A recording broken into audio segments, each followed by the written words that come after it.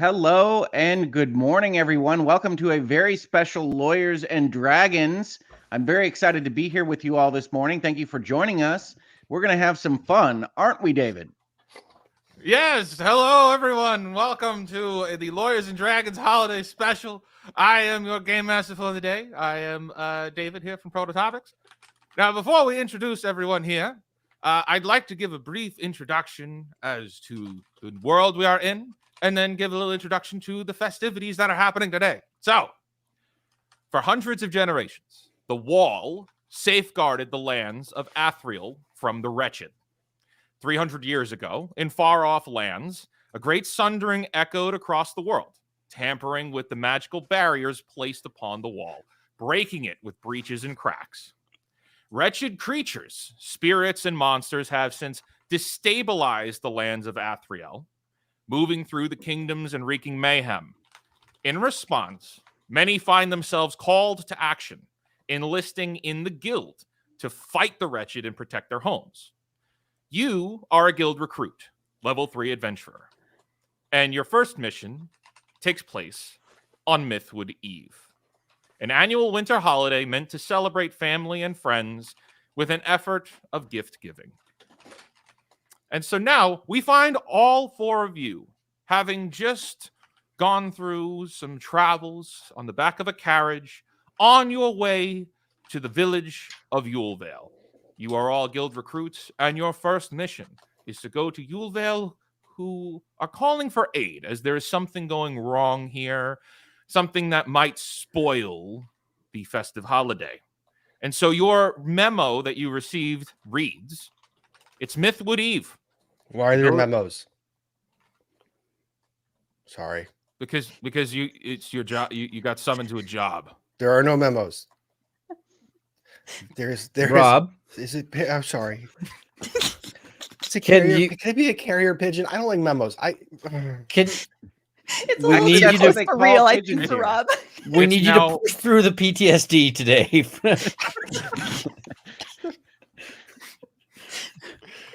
That's the magical name they give carrier birds here is memos. Memos. Carrier memos. Let's call it a magical post-it note. Yes, a magical post-it. The little, all of you received memos, but Rob, you got a little carrier pigeon with one wing that's larger than the other, so it flies at an inconsistent speed. It's Mythwood Eve. The village is lined with twinkling lights and festive decorations. Homes are adorned with wreaths, and the air is filled with the sweet scent of pine. Carolers sing merry songs of a large man wearing a red suit, breaking and entering, and leaving a trail of toys along the way. And as all seems holliest and jolliest, a shadow looms over the small village. A storm is brewing, a magical storm, cast by the wizard, trademark, who lives at the top of Old Winter Mountain. Surely, if the wizard is not stopped, the storm will erupt into a blizzard. And so now, we look over to you four on the back of this carriage, and there is another individual on here with you who stands up and says, all right, we've been traveling for a while. I should probably introduce myself. And he pulls his hood down, and you can see he's got this very long beard. It's a dwarven man. You can call me Frostbeard. I will be your, guild leader for this adventure. I'm here to help, give advice a little bit, as much as I can. But I'd like to go around. Everybody, if you could just introduce yourselves, starting with dwarf.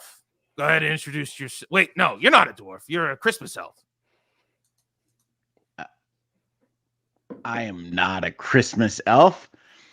I am a slight dwarf whom my parents named Juniper. But does that make me an elf? No.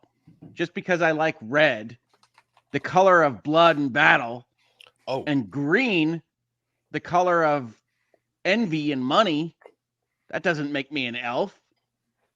I am Juniper, dwarf monk and warrior for justice. And what does Juniper look like? Juniper is very small, even for a dwarf. He is clad in red and green, and he is wearing, well, what you might call bells on his hat and shoes. Right. Very good. Do we have any shelves handy? I have learned long ago not to sit on any shelves. Be a juniper on the shelf. Indeed. Okay, now I read here there should be a human, but I don't see any humans here. Human. I'm a human. I'm a human. My name is Maury, but I'm a human. Oh my I God, ran the into accent. some bearded man. I ran into some bearded man and he turned me into a koala. I don't know what happened. I lost everything. I need to find the bearded man. Have you can't- seen the bearded man? I can't even. This is my favorite in the world right now. Can this accent just exist forever? I'm My name is channeling my Maury. grandmother. I need to find the bearded man.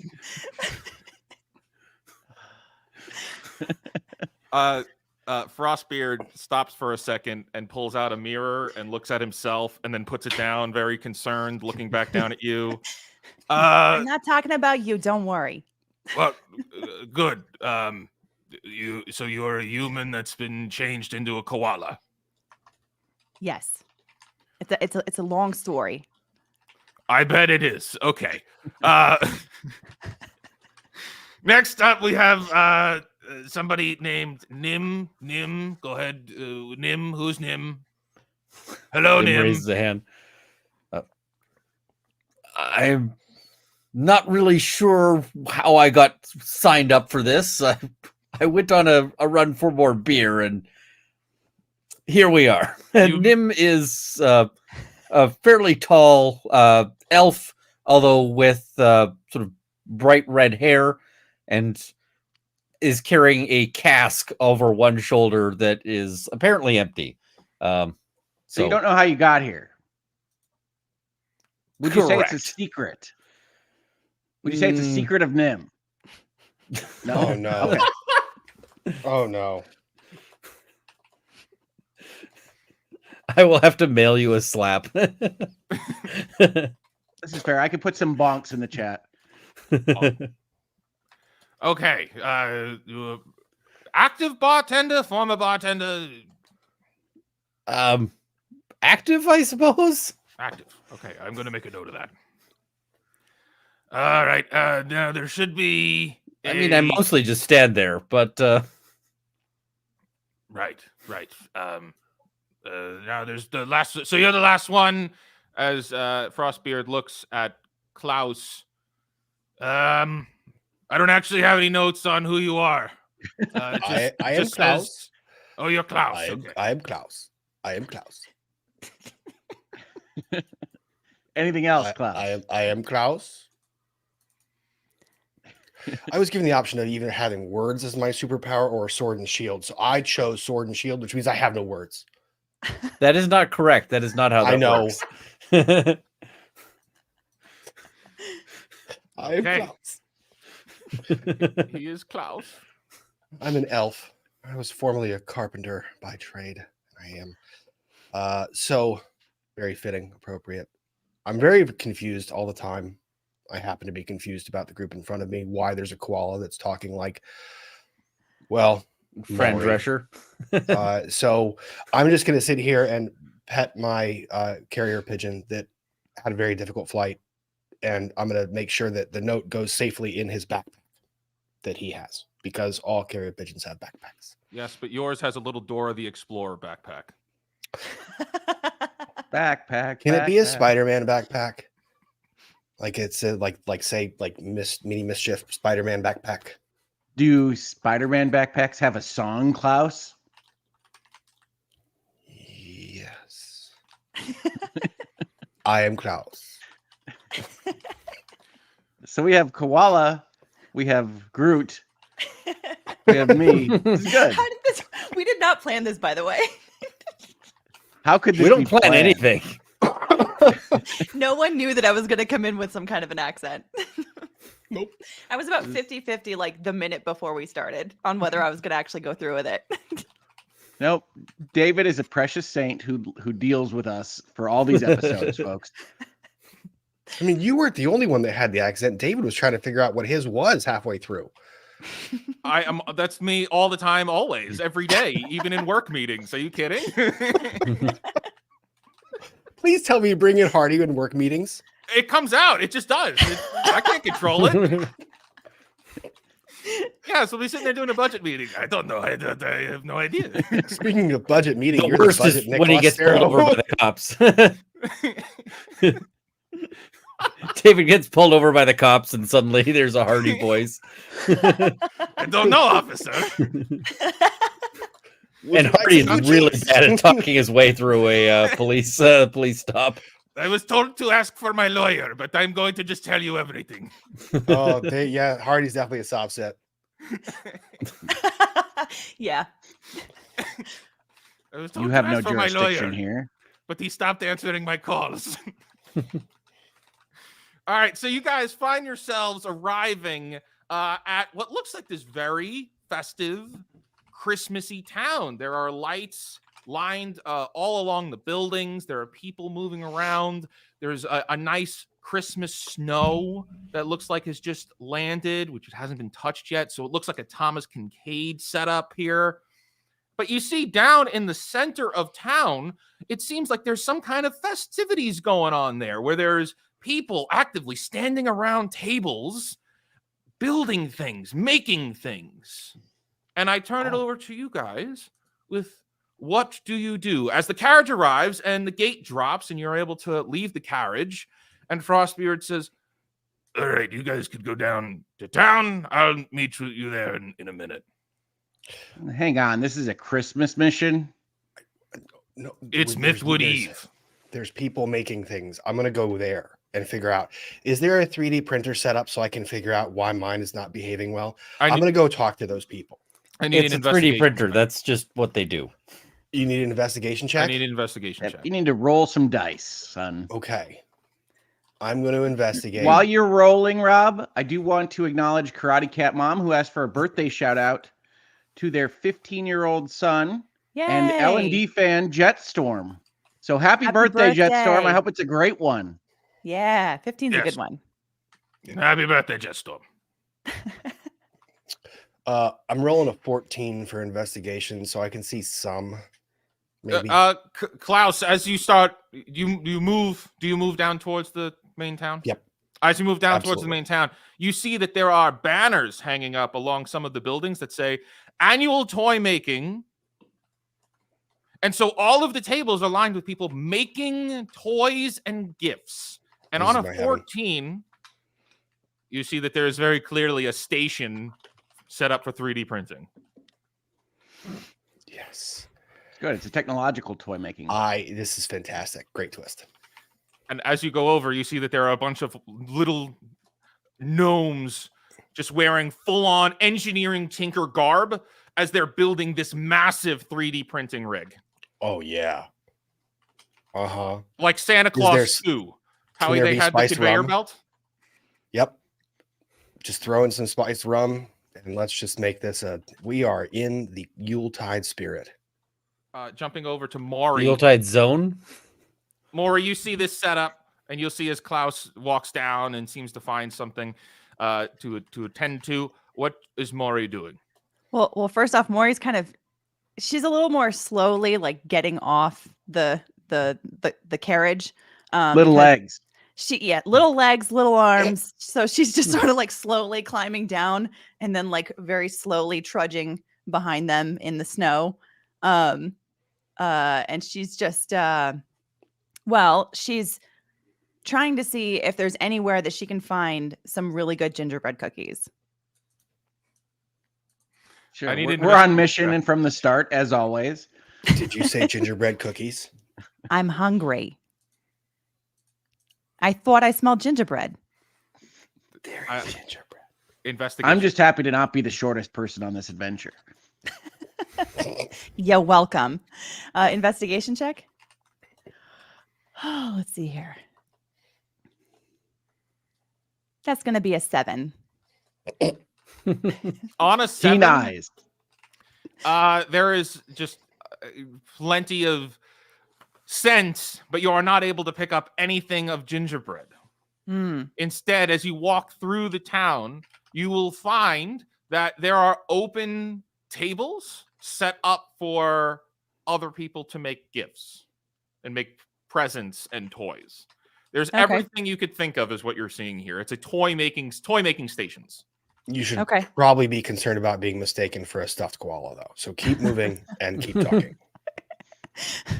Yeah, you know, like Good when point. you shake the mouse to make sure that the monitor doesn't go off. You just want to keep moving. I was thinking live mouse when you said shake the mouse, and I was like, you what yeah, now? my head went there too, and I was going, I don't do that. to any- So Maury's gonna go over to like the nearest table and sort of start climbing on top of it so she can get a better look. But she's obviously doing so very slowly because you know she is a koala. Right. Well, you successfully climb on top of it.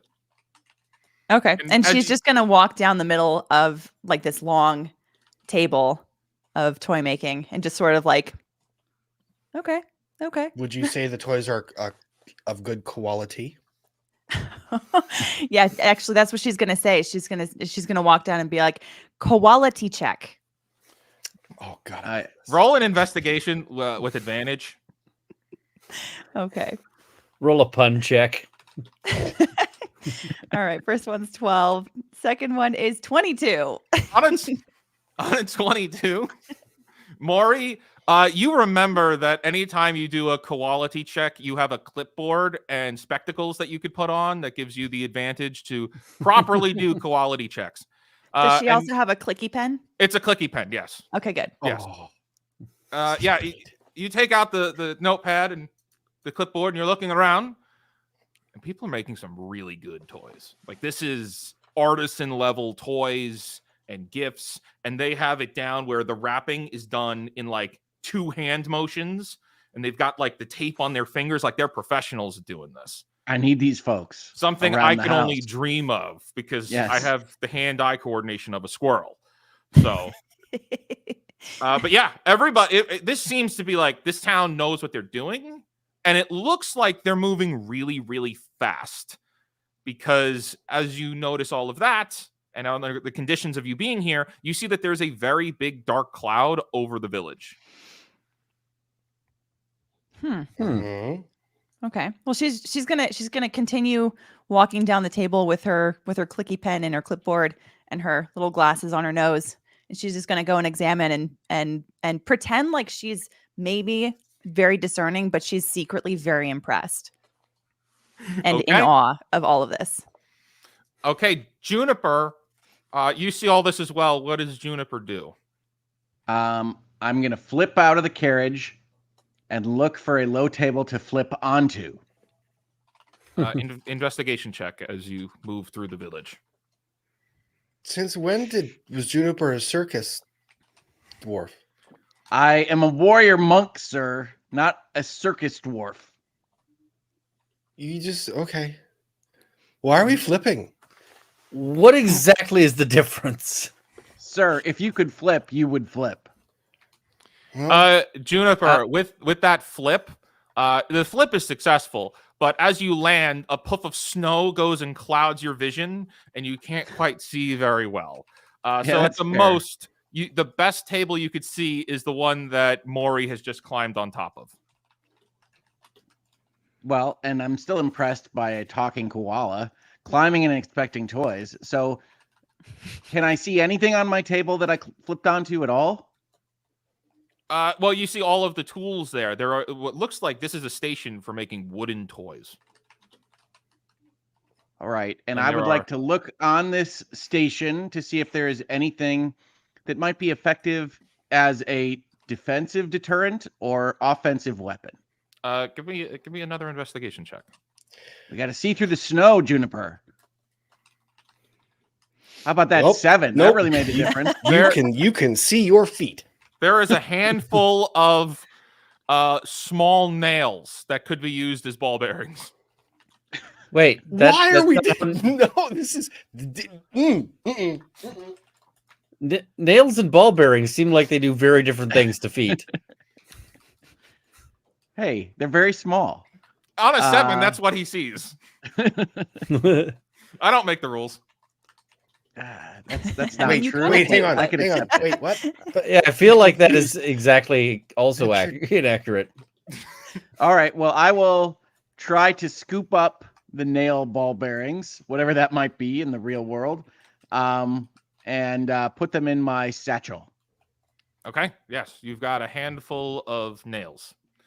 All right. Handful of nails. It's my band name. Let's go. I was gonna say, are they 9 inches? 9-inch nails? If we get that right? No. That's taken. You know how it is. Yeah. For trademark reasons, no. They are exactly 8.7 inches long. Nim, you see all of these people move through the village. Frostbeard standing next to you, still going through his own notes, making sure that he's checking all of the boxes and doing his due diligence on the paperwork. And he starts to walk down. What do you do? Nim will walk through and probably just check things out like tourist style, but he's not like, he's not sort of actively interfering. He's like just kind of curious as to what this like dark cloud is as they walk forward. And it's like, that's a thing. That shouldn't be there. I'm so glad you chose not to be a klepto in this mission. Well, somebody had to. It was taken by the rest of you. Nim, give me a perception check. All right, let me find my D20 here. That is... Sorry, I got to do some math. A 9. On a 9. I am vaguely aware that there's an event going on. On a 9, Nim, because you're focusing on more of the sky and everything like kind of around you. You see that there is kind of over in the distance where the mountain is.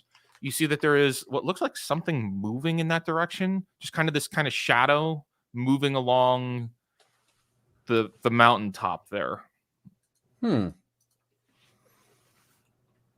That's concerning.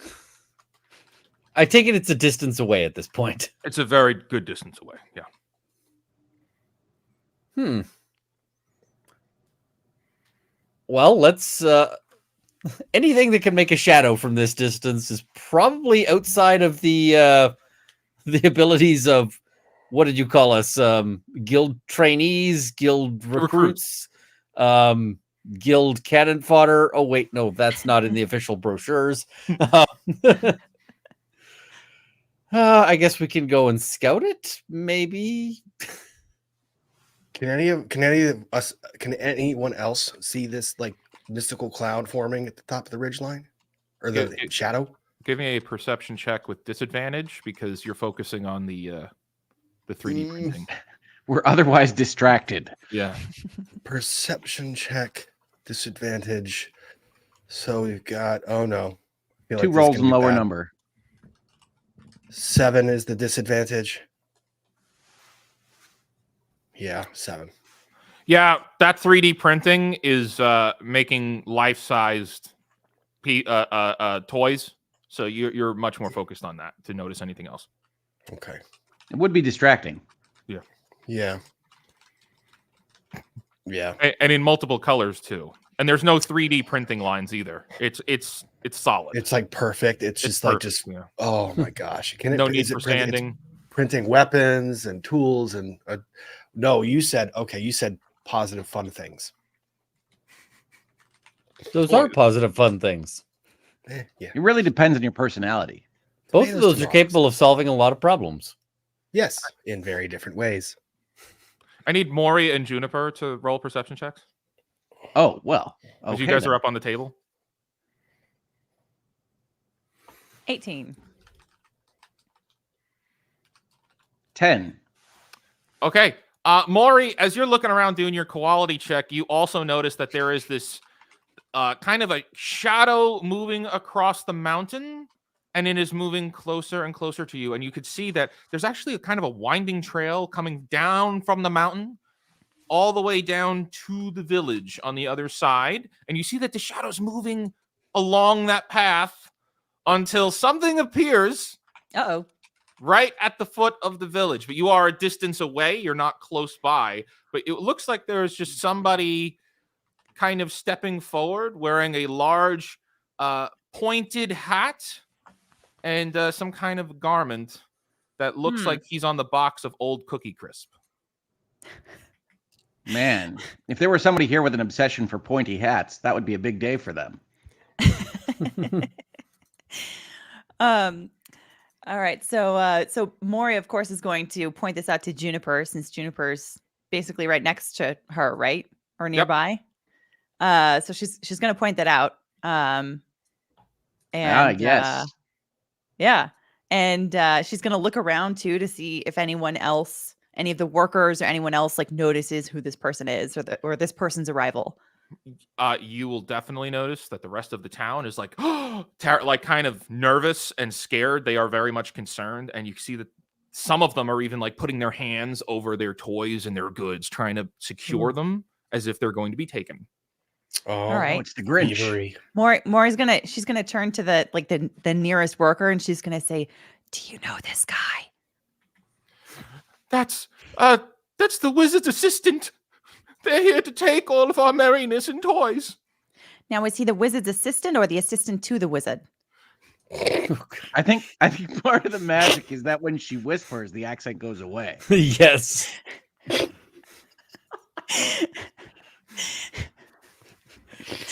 I think it just got more subtle. That's all. The assistant to the wizard is another guy. Oh, okay. So he's got two assistant guys. So one is the assistant to the wizard, and one is the assistant to the wizard's assistant, and then there's the wizard, the assistant to the. Okay, I understand what you're saying. Quick, hide your goods. That makes one of us. And over by Nim, Frost Spirit is going to lean over to you and be like, whatever's going on down there doesn't look very good. We may need to intervene. And by we, I assume that you're going to be staying here.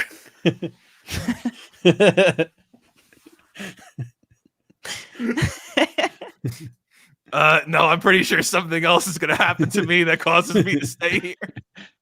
Oh, no. That's foreshadowing. Definitely sounds very ominous. The future. Yeah. No. I'm familiar with management before, so I guess let's go.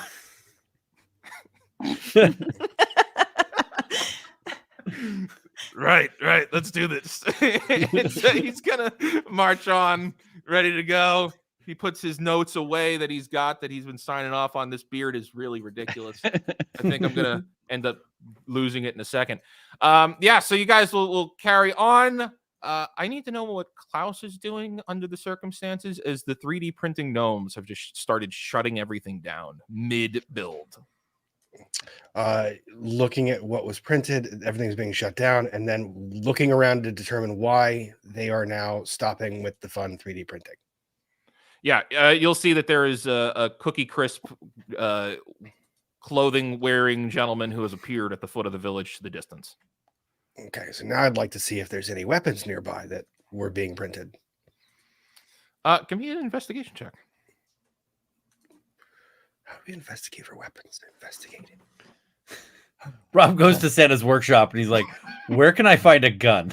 Well, I was thinking that I kind of wanted to. Like Santa's workshop can, but I'm on an 8. I think Santa's saying no. You get coal. Coal. Can you put the coal into a sock and? Ooh. One would say the stocking becomes a. What was your roll? An 8. I get coal. There is a damp stocking sitting there. Yes, pick up stocking. And with that, so you all see that there is this person on the edge of the village, and you're still at a distance from him. You haven't closed that distance, and he is just going to stop and stand there and hold up this kind of like scepter. And as he starts waving it around, you see that there's this kind of magical energy that's coming from it, and all of the toys and all of the 3D printing material begins to levitate off the ground. and float up high towards him. That ain't right. I'm jumping on the material to try and prevent it from flying towards him. I need a give me an athletics check. With disadvantage. Because you're Don't probably not going to win. disadvantage me. 12. On a 12, Klaus, the half printed 3D printed object starts to float off, and you grab on top of it, and you are hanging to it as you look around and see that all of the other toys and wrapped presents are all being lifted off the ground. And you hear this person say, "Toys of old, toys of new, hear my call come into view." Love I'm it. Klaus. Wow. And it all starts to float up, and you watch as people are like, "No, my presents!" "Oh, I just finished boxing up those toys." And they're all floating, and they all go past the gentleman that has summoned them, and they go floating towards the mountain. So I just hitched a magic carpet ride to the mountain. How long are you going to hang on for? Watch your oxygen Is level there, go up. is there a check for that? Because I feel like it's getting me in the direction. I mean, you're hanging on to this. The guy is going to look up at you and just start flinging spells at you to get down from there, get down. I am Klaus. Start All right. trying to pelt him with the toys that are hovering. He rolled a nat 1 to hit you. Yes. It hits one of the other toys, which pops into a firework. We're lucky you didn't start an avalanche, Klaus. Hey, I need another athletics check. well, lucky number 13. On a 13, that's enough to hang on for a little while. As Frostbeard runs down and says, all right, we gotta stop him. Let's go. Juniper and Maury and Nim. We should probably save Klaus too. He's getting in over his head. Now wait a minute, Frostbeard. No, I've got he's an getting idea. in over our your head. I've got an idea, team. So this guy is looking to collect toys, right? And we have a magic koala bear. So How dare you? Maury, I already see where this is going, and the answer is no. He is insulted. Maury is insulted. Maury, I think if you act very still, we can get a free intro to whatever's happening on that mountain. Oh How my many gosh! times we're do I hitching your tell hitch you ride. I'm a human? Are your hands on your hips as you're saying this? Yes, 100. And the glasses have gone to the very end of her nose, and she's like looking over them. Just a quick question. How many tails does a human have? Well, it's a little Doesn't cute nubby matter. fluffy tail. It does, though, because you're making a claim. So how many tails does a human have? I understand what you're saying. And I how don't many care. tails do you have? Can Maury Maury. start floating like during the middle of this conversation? like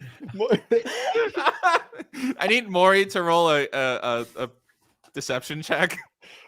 Oh no, that's not good.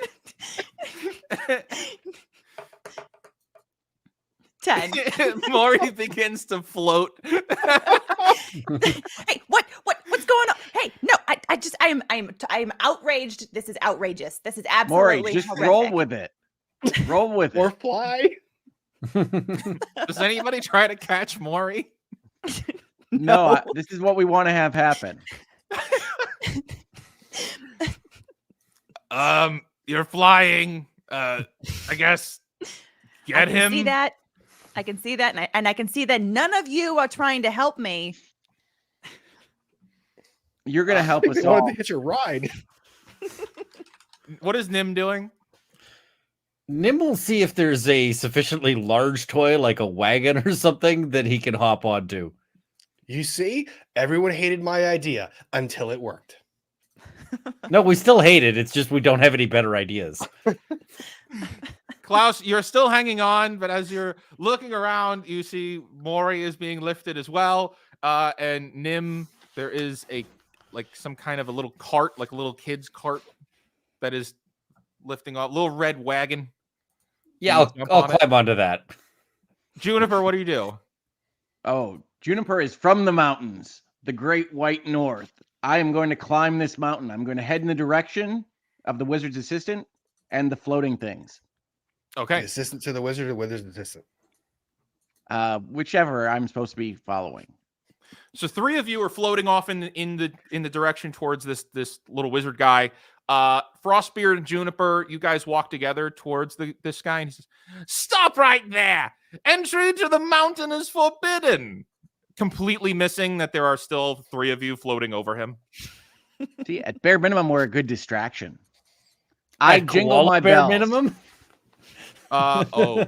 He's jingling his bells. I'm jingling my bells. Somebody in a click cadence. that. I need a performance check for jingling of bells.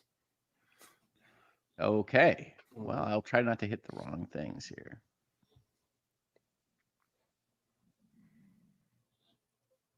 Nine. Please describe how you jingle the bells. Well, I shake my head to jingle the palm on my hat, and I jingle my feet to jingle my bells. He stops for a second, looks at you. You think you can distract me with jingling bells? Impossible! As he then swings his scepter around and launches a flurry of ice shards into the air. And I need all of you to roll a dexterity saving throw. That's an unusual reaction to my bells. Sorry, guys. Dex save. 16 for me. 17 for me. Okay. 21 for me. Thank you, dice. I gotta roll my dice. I fail. There is no universe in which that is a successful roll. What was the roll? It was 3. Okay. And so 3 of you are still flying over. I should note that I have a +2. Oh no! You refuse to report a natural 1, folks. And so the guy swings around, casts these ice shards, which fly out, and most of you are able to evade them. Nim, you take one right to the lower torso, freezing your legs in place to the wagon. And Frostbeard rolled a 5, and he gets hit in the upper torso, freezing him in place and falling over. Can I catch him? You roll a dexterity check. Oh no, our manager's not going to be able to join us on the dangerous portion of the mission. What an unexpected development. He just happened to roll a 5. 20. Wait. Oh no! There's a wrinkle. It's an aided 20. Juniper, you catch Frostbeard very easily. You can see that his eyes are looking back and forth as his upper body is frozen. I jingle my bells. Oh god! A single tear runs down his face from inside the frost. Does the tear turn into an And icicle then it immediately? freezes. And Nim is going to produce a drink, mix it, set it on fire, and then use that to try to defrost his legs, which is firebolt, but it's firebolt by a beverage. Enough of I- this. I will lay him down into the snow. We had a Okay. hard stop at noon. We have a hard stop at noon. How many wrinkles are you gonna throw David between now and then? He 7. is now laying in the snow. We're on 2. Does the flaming drink help defrost my legs? Yes, your legs are defrosted. Excellent. I- Let's serve up another one for Mr. Wizard. While you do that, I need everyone that is flying to roll a dexterity saving throw. That is not me. Come on. 17. 11. Oh man, I have not rolled well at all today. So Just Um, his face. 8. You fall off the wagon. I mean, Oh, I am no. a bartender, so that was expected. You fall off the wagon. What did Maury get? 11. Maury falls off the wagon. Oh. Klaus. 17. Klaus, Oh. you're the only one that's able to hold on. And what happens is all of the toys that were moving at a gentle pace all go very quickly and start flying very, very high up into the air to the top of the mountain. And unfortunately, that's going to mean Klaus is disconnected from the party. Oh, no. Well, let's hold a brief funeral for. Bye, buddy. Hope you find your dad.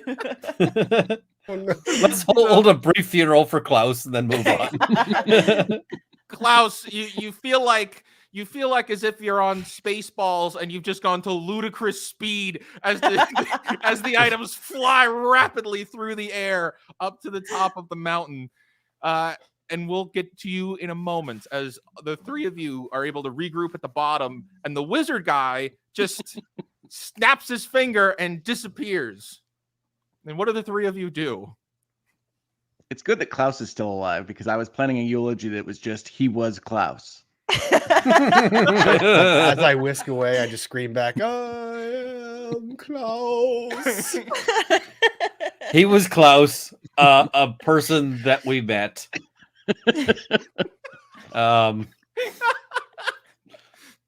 He enjoyed looking at 3D printing, we think. We never actually asked, but he seemed to. He was a man of few words. Am I close enough to Nim to talk to him? Yes, you're all within a close enough distance to engage and get close to each other. Juniper, you're also going to notice that there is a townsperson standing nearby as well. Okay. Well, first I want to start with Nim. Nim, you unfroze yourself. Can you help us unfreeze Frostbeard?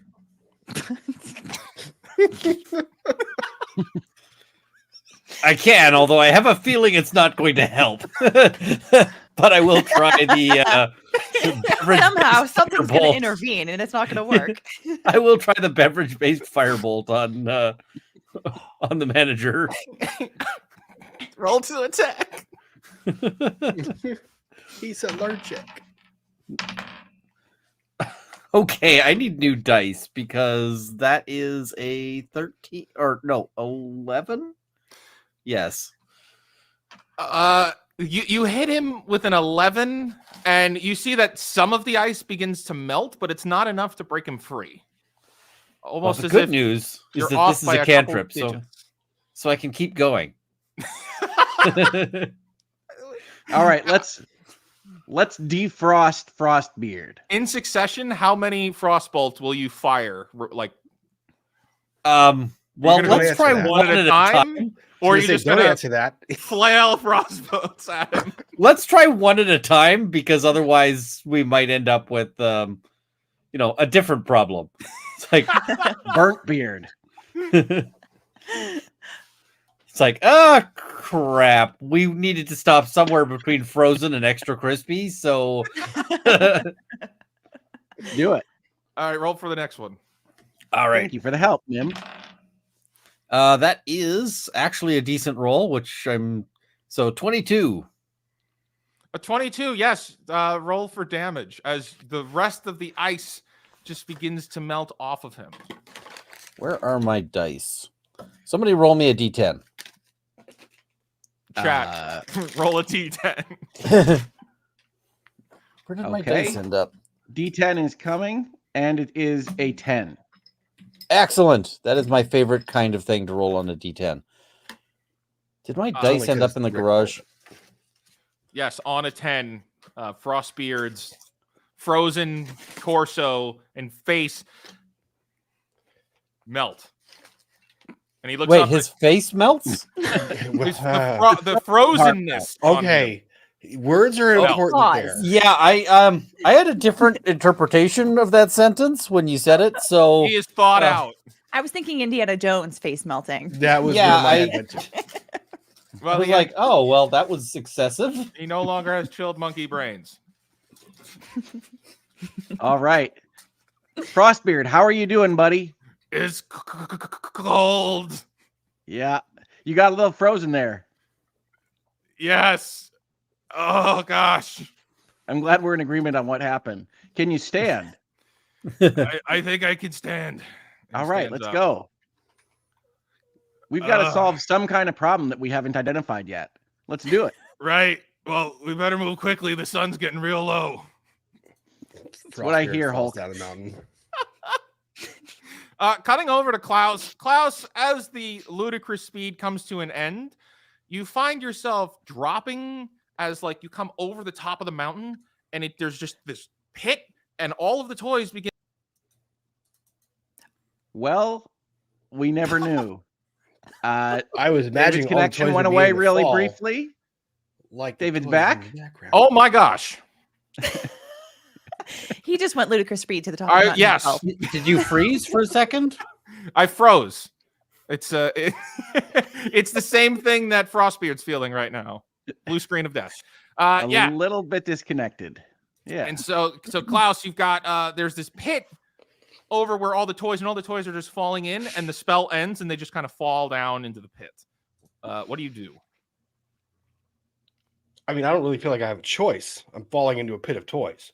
You fall into a pit of toys, and as you land and look around, you fall for a little while, but you kind of land on something plush underneath you. You see that you are like very tight in close in this kind of enclosure, and as you look up, you see that there is just bars, like a cage bars that you are being dropped into, and you see all of the toys are in this cage. And as Dude, you, I was envisioning Polar Express when they fall into the Santa's bag. Now you made it, ruined it for me. You made it weird, man. I'm sorry I ruined your experience that's happening in all of our collective imaginations. Yes. I'm sorry I hurt your feelings playing imaginary here. You hurt my imaginary feelings. David, your imagination is offensive, apparently. You know what? That's actually a fair assessment sometimes. Wait, what? Does that hold up in court? I think we hope very, very much that none of this ends up in court. Yes. Ever. Especially one that I practice in. Judge, please don't ever watch these. It's just Exhibit A. I mean, Klaus. there could be worse things. So you're saying I shouldn't have sent the link to Judge Ascarati? I will did firebolt.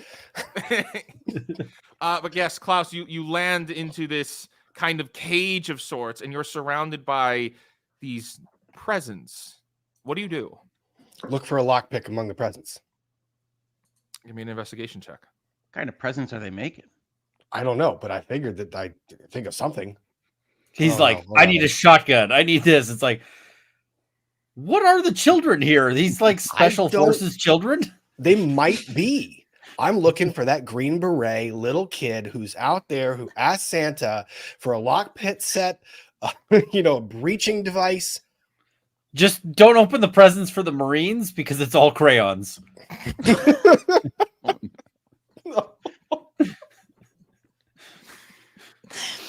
Tactical crayons. Klaus, what was the investigation roll? 11. On an 11, you don't find any lock-picking items, but what you do find are a series of strange-looking toys that don't look exactly like the kind of thing you'd find in a Toys R Us or a Walmart. Very, very odd. Like some would say a misfit style of toy. Would they? All right. Some would say. What do you do as you realize all of these toys look very unique? Rob's on to the top island of the misfit mountain of toys. toys. I'm on the island of misfit toys. He is. How many copyrights are we going to run into today? Probably Oh, all of them. wait. I didn't say that. Like you were on the island of misfit toys. I just said they in the look cage of like misfit toys. they would be misfit toys. They'd be described as misfit toys. Yeah. Well, I'm going to continue exploring. Also, and, this isn't an island; it's more like a peninsula. This is true. It's connected to the land. So I'm going to try and get my way to the outside of the toys to get near the bar so I can maybe try to get out of here. Okay, and we'll come back to that in a second. The rest of you down, still at the foot of the mountain. I'd like to know what you guys are doing. I have continued to warm Frostbeard and have tried to help him stand up. He is standing. All right. Well, let's walk on, Frostbeard, and see what we can find. Okay, it's cold. Moira's just standing there, and she's just gonna like let out this really big sigh and go, "Fine, put me on your shoulder. I'll warm you up." All right, let's go, Maury. Maury is now, I guess, standing on Frostbeard's shoulder or sitting. She's sitting. Okay. Mind the She's claws. kind of perched. Yes. Maury is perched on Frostbeard's shoulder. Okay. What is So Nim like, doing? but like right next to his face, so it's like she's warming up his neck. Thanks. Nim. Nim will follow along with some concern. It's like, all right, good. I got assigned to the team that's got a koala bear, and You better say dwarf. whatever that is. Don't you dare call us the JV team. The what? JV, Varsity. like non-varsity. Oh, You know, the other guys. Amateur. that sounds like a sports ball reference. So We can't hit him with sports ball. Well, when you can hit him with a sports ball, he just doesn't. He won't catch it. It's actually quite an image to do so. I have immunity to sports ball. And as you guys walk up the hill, you'll walk on for some time before eventually coming up to where the trees just kind of come in a little bit, and the path begins to narrow, and it's a single path going up. It is very steep. And Frostbeard looks up and says, if I were a little more skilled and a little less cold, I'd say we should probably check for traps. Isn't it a good thing that we brought Frostbeard? I will check for traps. Give me a investigation check. 17. 17. Juniper, as you guys step up to the edge of this steep hill, you see that at the top there is some kind of movement up above. And not before long, you see what looks like shades of colors on wooden figures appearing on the top of the hill. Nutcrackers, to be exact. And it seems like what they're doing is pushing a giant frost boulder, which comes rolling down the hill in your general direction. Wow. Nutcrackers. Nutcrackers. See, I they're never for- liked those guys. and Do you they're have a by history with straps. nutcrackers, Maury? I was just thinking that was very direct. I don't really want to talk about it, but I've had a few experiences. They were never good. All right. I don't want to talk about it, so I'll just raise it out of nowhere. It's something we'll bring up later, I guess. I will try to punch Maybe down when a we're tree. through with this mission. It seems to be. First, what is Nim doing? How fast is this thing moving? It is starting to move very rapidly as it rolls down the hill, like Looney Tunes speed. Can I time my phase step to like boulder is approaching and I just end up behind the boulder? You can do that. Give me an Arcana check, unless that is built into the dynamic. It doesn't specifically specify boulder dodging in the dynamic. If you're so to try and time it right, give me the Arcana check. Gotcha. 22. Okay, on a 22, you do it seamlessly. It would have worked regardless because it was a magical spell. It just would have been the cool factor with that roll. So on a 1, So it would have been sort of delayed. sits there, and as the boulder rolls up, it's like suddenly behind the boulder. What How is the rest of Maury, you guys doing? what How is the rest of Maury, you guys doing? what does Maury do as this boulder tumbles close to you? Sorry, did it go in another direction? No, it's still rolling straight ahead. It's just Nim will pass through it. You're all technically He's going at the exact same nimble. time. Oh, there we go. God, yeah, I love this. So Maury's she's gonna kind of shake her hands off and she's gonna throw a firebolt at it. Okay. At a boulder. Okay. Roll to At the infliction. at this ice boulder, right? Aren't you Am I- also on top of Frostbeard? Like, Yeah. still around? Oh, Yeah. just She's trying to get the sitting visual. very comfortably now. She realized secretly halfway through going up the mountain that this was a really great choice because not only does she get to kind of keep warm, but she also doesn't have to trudge up this mountain. So you're embracing your inner koala. A little bit. Yeah. So it's a 17 to hit. 17 hits the boulder. Okay. Roll for damage. Damage is a 5. On a 5, what you do is as you hit it with the fire, it seems to start to melt, which messes up the weight proportions and it starts to roll in a different direction. Juniper, as I imagine you're in the center of this group moving forward, you see that it begins to roll out of the way. Nim has passed through it. It is going to avoid you, but Juniper, you also notice that they're pushing another boulder from up on top.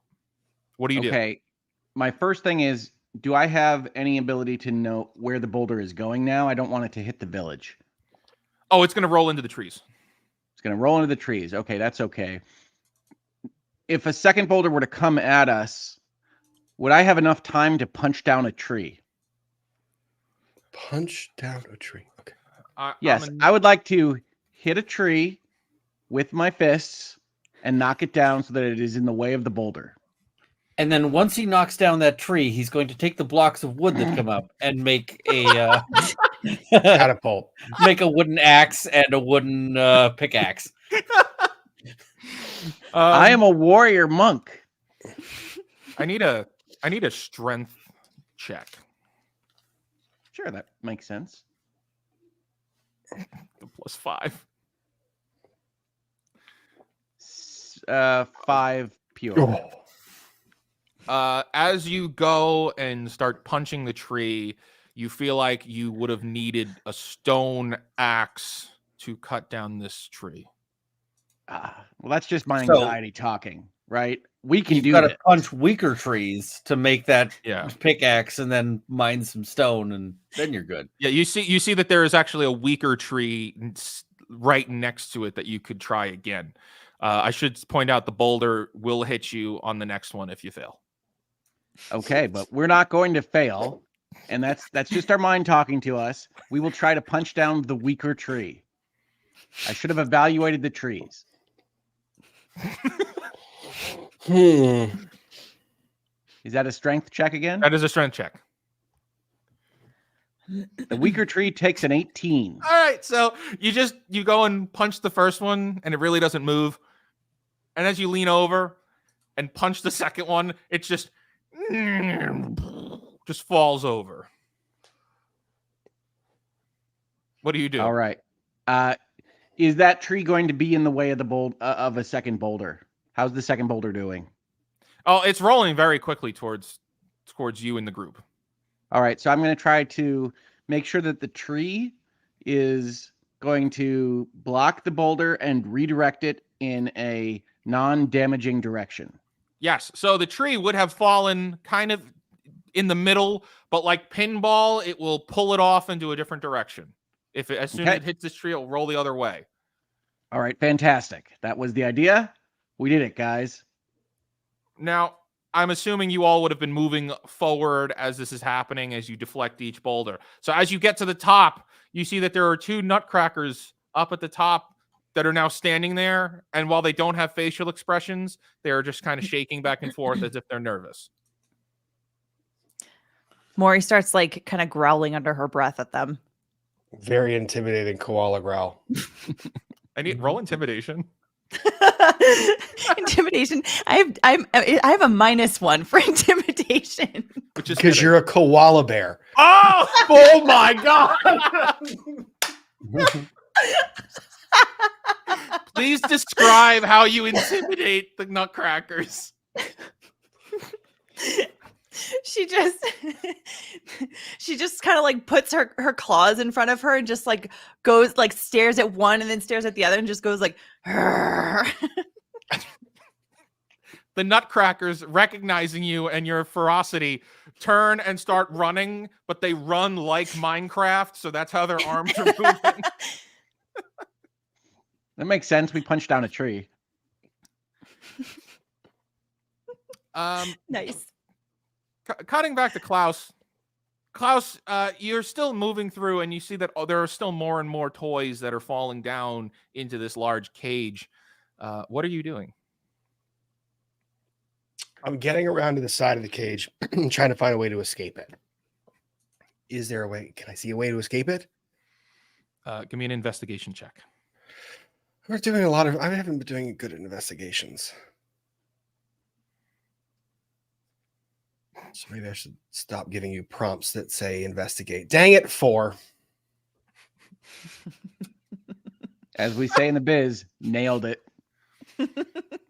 Walking right into it. On a 4, all you look around and you're like kind of moving through the toys. It's like you're almost swimming like a ball pit through toys at this point because there's that many.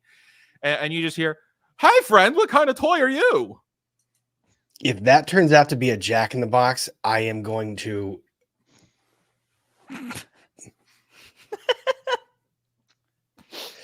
I'm going to look around and see where that voice came from. Give me a perception check.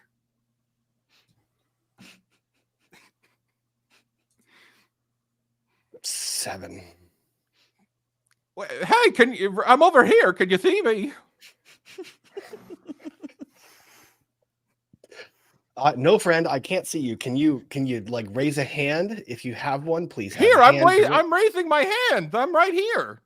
I'd like to look around again to see if I can see the raising hand. Give me another perception check.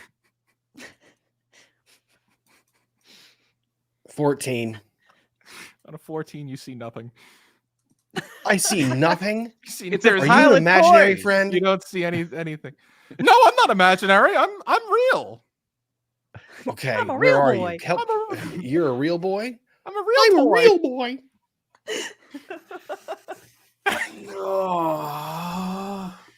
Do you have strings? Where are you? What are you? What are you? Oh, I'm an invisible Ian. I'm an action figure that is completely transparent. An I object to invisible what? this. Invisible Ian.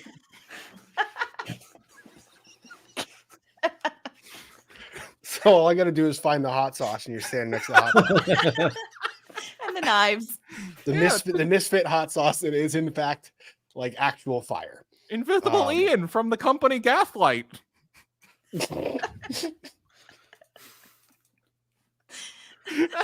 And as you look around, you see that there are just a lot of strange toys that all seem to have different personalities. But you find no way out. Are the toys all talking or just invisible Ian? Oh, no, there's other ones that are talking amongst themselves. Any good I'm conversation? gonna mail you some keys and some instructions that involve your car. I have an invisible friend. Who's my real friend? You notice that there is a cat that is mooing. Yes. Clearly a mooing Marvin. Or there's a bat plush that looks like it should be hanging upside down, but is not. And that's the upside down Bruce, a bat plushie that can't hang upside down because he gets dizzy. Mm-hmm. Lopsy the rabbit, a rabbit toy with one ear much longer than the other one, causing her to tip over. And of course, who could forget the dolly with depression? Which is not me making that up. That's actually what the dolly has in Rudolph the Red-Nosed Reindeer. Why is she on the island of misfit toys? Look it up. She has depression. Oh gosh. Wow. That's canon. So I'm gonna take the pigeon, my little carrier pigeon, the wonky eared or wonky winged pigeon, out of my bag and say, "Here, you are now among friends." The carrier pigeon looks around, so excited. Does anyone have an idea how to get out of here? Well, no, we've been trying for some time. Okay. Why are we here? Oh, because the Wizard King doesn't like the merriness of Mythwood. Why are you guys all misfit toys? Were Who you said we were- intentionally created this way, or was it accidental? Who said we were misfit toys? He takes great offense to that. He does. He takes I great. can't offense see to because that. I can't see his facial expressions. That's true. So yes, you just see Invisible Ian did not like that. Appears at the top of your screen. Or closed RPG. captioning. The Fallout. Subtitle. Cutting back over to the others. As you guys, the Nutcrackers run away. You're at the top of this hill. You have two paths in front of you. To the right, you see a large kind of gate almost. What looks like the entrance to this mountain, and they built a gate into the mountain. Very large, gothic looking, kind of scary looking. And then to the left, you've got what looks like a dark path of trees. It's a goth gate. It's a gothic styled architecture gate. Gothgate sounds like a horrible scandal. There's a joke that you were thinking of, and I'm hoping that you. Yeah. I mean, at this point, whatever happens at the Senate, hopefully it stays at the Senate. Well, Maury's wondering if this gate is locked, or if there's a way to unlock it if it is locked. Both directions are very off in the distance from where you are. And I need you guys to all roll perception checks. Okay. What do I 11. perceive on a 7, sir? And a 17. What did Maury get? 11. Okay. Juniper is going to be too concerned measuring out the distances to notice that there's a little owl sitting on a branch, kind of right in between this fork in the road. What do Nim and Maury do? Maury's gonna go. Anybody else notice this owl over here? Who? Oh, look, there's an owl. Who? The owl looks at you like, are you mocking me? The owl is Do I extremely look offended. like a mockingbird? I'm not a mockingbird. Oh, he didn't speak. He's just giving you the eye. Oh, Well, she's still gonna say it because she understands what that eye means. All Nim, right. What does Nim do? Nim is going to mix up a beverage and use prestidigitation to make it taste like eucalyptus leaves, and then hand it over to Maury. Wait, what is in this drink other than eucalyptus? It's calming. mostly mayonnaise. Mayonnaise? Maury's gonna take it. She's gonna sniff it and be like, and start drinking it, or eating it. I guess it's mostly mayonnaise. Alchemy Hello. jug. It's supposed to produce many things. It really only produces one. Hello, owl. Hello, Christmas elf. I am a dwarf. You look like a Christmas elf to me. I am a monk of the open hand. I Would am you an like me to owl of demonstrate? the flock. Owl, where can we go to find the wizard responsible for all of this?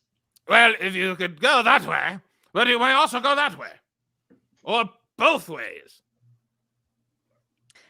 A Tweedledee. Which way is better? My name is not Tweedledee. I am Sergeant Fruitcake. You will address Sergeant me as Fruitcake. such. Okay. Excuse me, Sergeant. That's very Fruitcake. optimistic. So much Which way is worse. better? Well, you see, if you go that way, you'll be greeted by nutcracker armies and battalions and take a long time to fight through. If you go that way, you'll go right in through the basement door, which is left wide open and is not locked. It strikes me that we should go where the armies aren't. You could roll an insight check if you want to see if he's lying. Yes. Can I wait? Roll for an who insight. rolls it? Or anybody who wants to see if he's lying. Okay. My insight is a 6. Mine's an 8. Not much Neither of better. you can tell if he's telling the truth or if what he believes is true. What does Nim think? I just assume he's lying. So, Sergeant Fruitcake has described to you that there's the gate, which is where the armies are, and then over here there's the back door, which is left unlocked and wide open. Mm-hmm. I say we go for the wide open back door. That's right. Yeah. Quite right. That is for the best. Good decision. But what are you doing here? I am Sergeant Fruitcake But Sergeant of which army? of the 88th Battalion in the Battle of Chestnuts.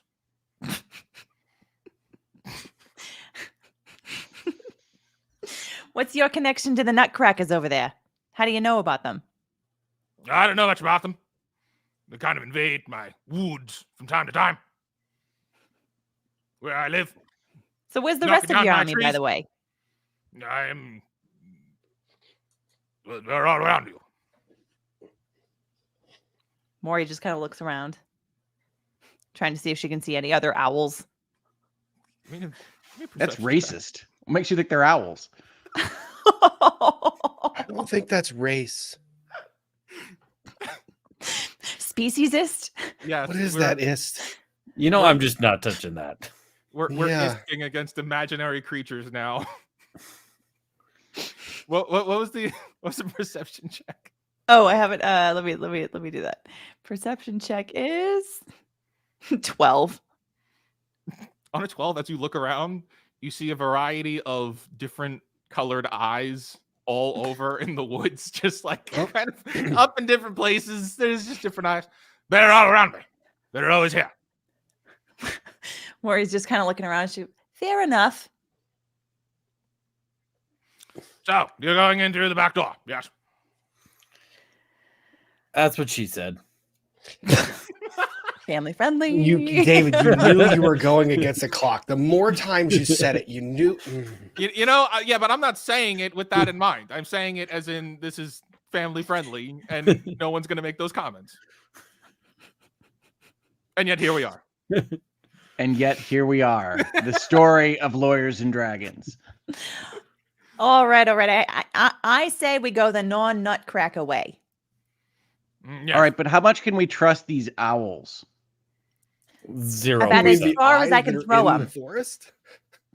I'm just not sure we should get in the business of trusting magically imbued animals. You know what I'm saying? What are you trying to say? I'm trying to say that there's not a lot of trust here between me and you and Sergeant Fruitcake. This is a very different person than the character. That you got really usually play. specific. Soon, but if you have something to say, you could say it to my face. And he leans down and his eyes get really wide. All right, Does he I turn his stand head directly. I when he stand does it? directly in front of Sergeant Fruitcake, and I jingle my bells. I need a performance check. You got it. Do you jiggle your bells menacingly? Almost an 18, but instead of 4. I see. You are Those also are- a jingler of the bells. I jingled my bells. Yes. What do you mean? Also, Also, I also jingled my bells. And as he holds his wings up, you see that there are big jingle bells all over them. And he jingles his own bells as well. And rolls a 19. Isn't this supposed to be family friendly? Is this It a is! mating ritual? What is happening? It's a jingling of the bells. It's a musical instrument. it is a jingling of the bells. There are many You songs about realize it. you just did like a mating display for a bird, like the. Sergeant Fruitcake is the most respectable owl in the 88th Battalion in the Battle of Chestnuts. I resent what you're saying. Voice in Can the I sky. grab Sergeant Fruitcake? Like aggressively? Yes, I would like to grab him around his owl tummy. Why are you lifting me up? Please put me down. I would like to grab Sergeant Fruitcake and put him in my bag. That's in character.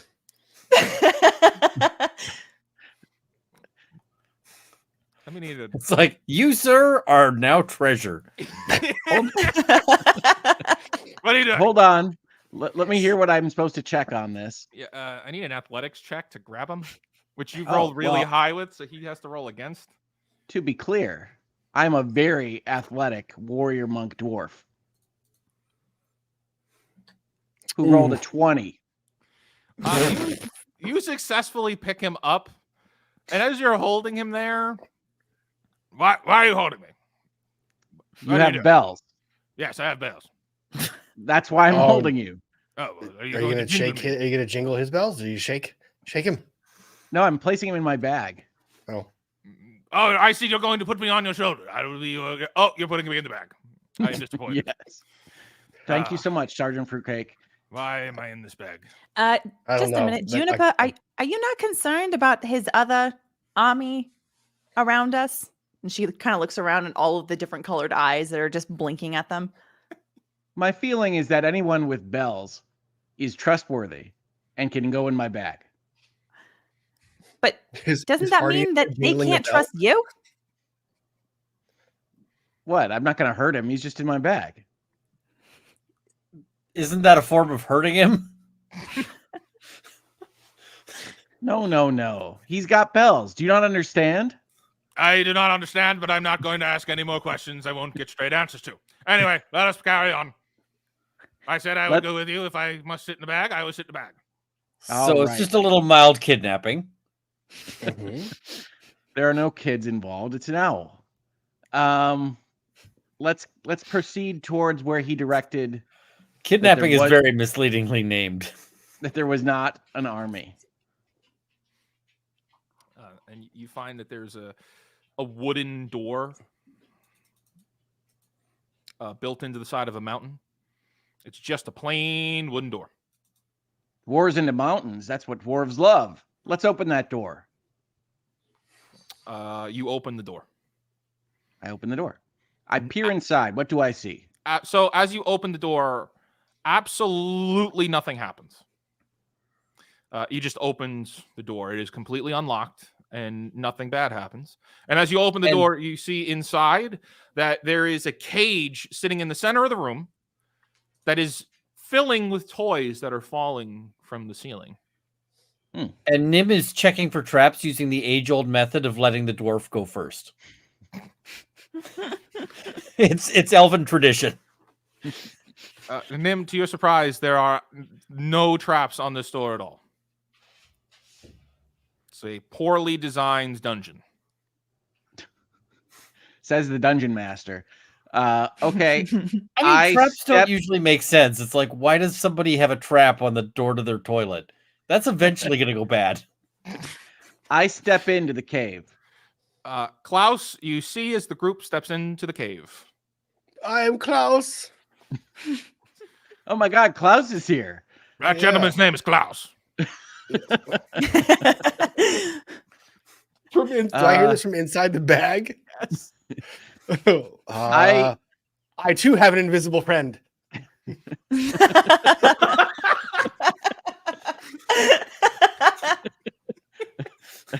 Oh, you're mistaken, Klaus. My friend is not invisible. He is with me. No, but mine is. Can you hear him? I don't hear anything but you, Klaus. You are Klaus. I am Klaus. Hey, it's Klaus. Is that your friend? Closed captioning comes up on the screen. We should just all pretend we can't hear the voice just to mess with Klaus. He is gaslighting.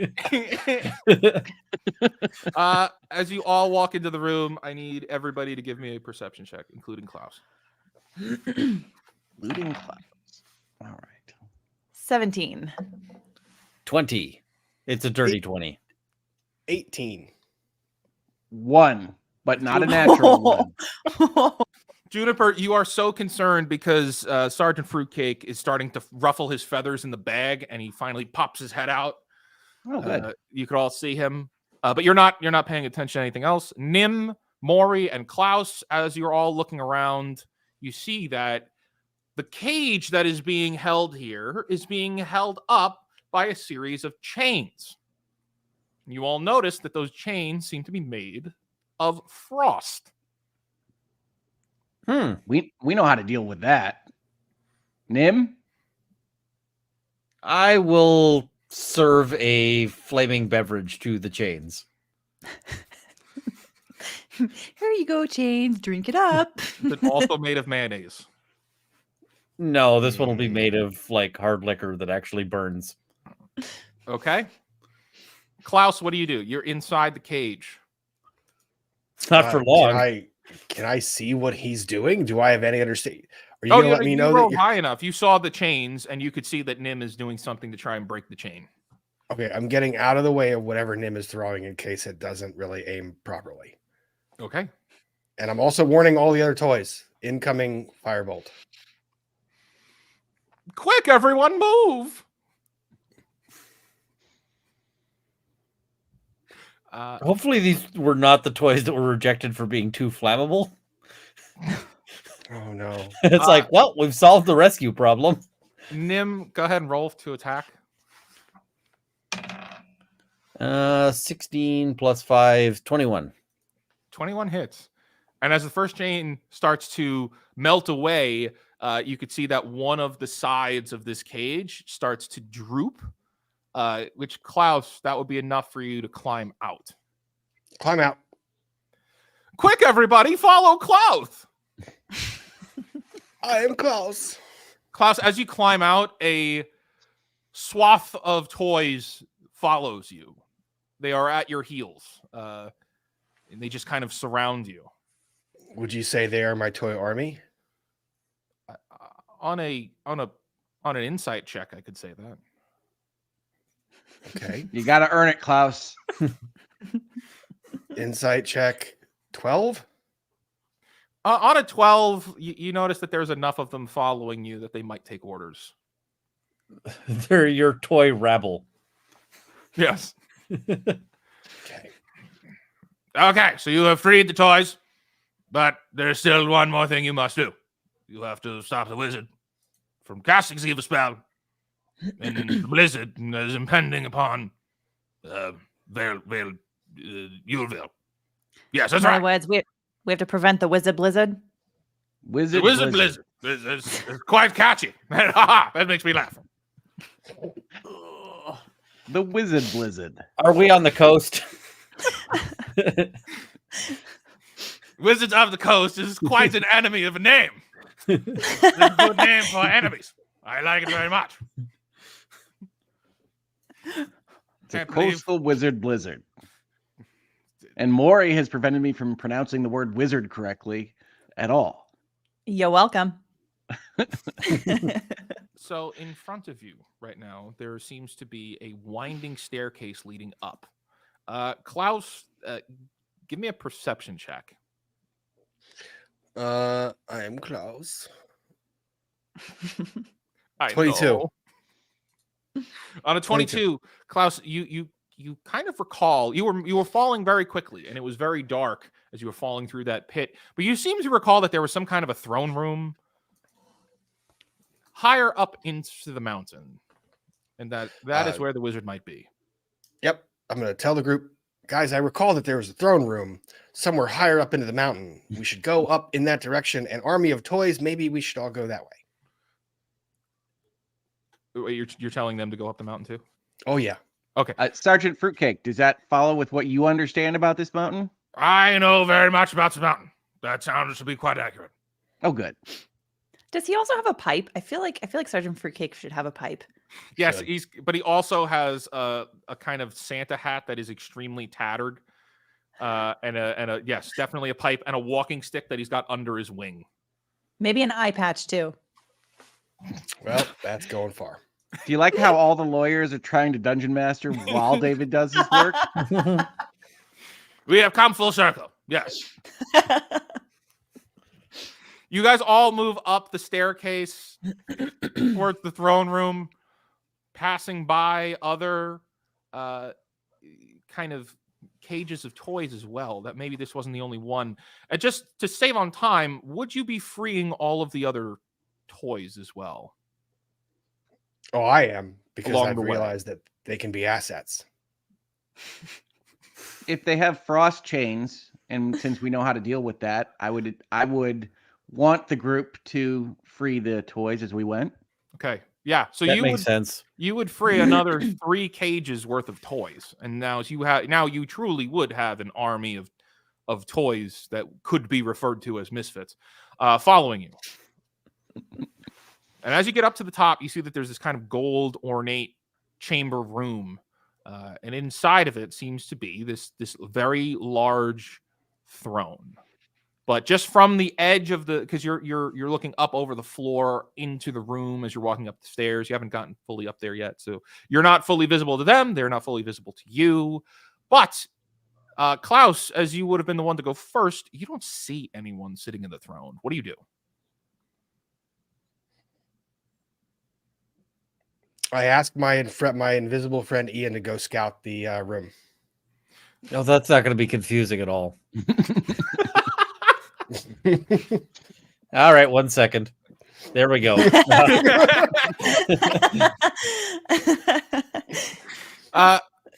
Sure, Klaus. I'll go scout the room. Voice. It's so good. Time goes on. Well, while we're sending scouts, can we send Sergeant Fruitcake? But Yeah, you Ian's like- invisible. You want to send me to be a scout? Just a big circle, just a circle flight of the room, and then back to the bag. We'll just send everyone who's disposable. Frostbeard, you're up. Frostbeard, who's gone silent, is hiding for dear life behind the army of toys. No. Let's not send Frostbeard. He's been my nice mule this time. You know, it's fine. It's fine. I don't have to walk when he's around. What are these feelings that you have towards dwarves? Frostbeard is a person, and his name is Frostbeard. On account of my frosty beard. He's a person. Asterisk. I'm just saying it's been very helpful to not have to walk up this entire mountain myself. I'm a little human, okay? Oh, you almost said koala bear. Well, why don't you just fly? I Neither might make humans nor Maury koala fly. bears do that. Well, it really depends. I mean, I guess you get enough toss, and they're flying for a time. He shakes a tree. Yeets.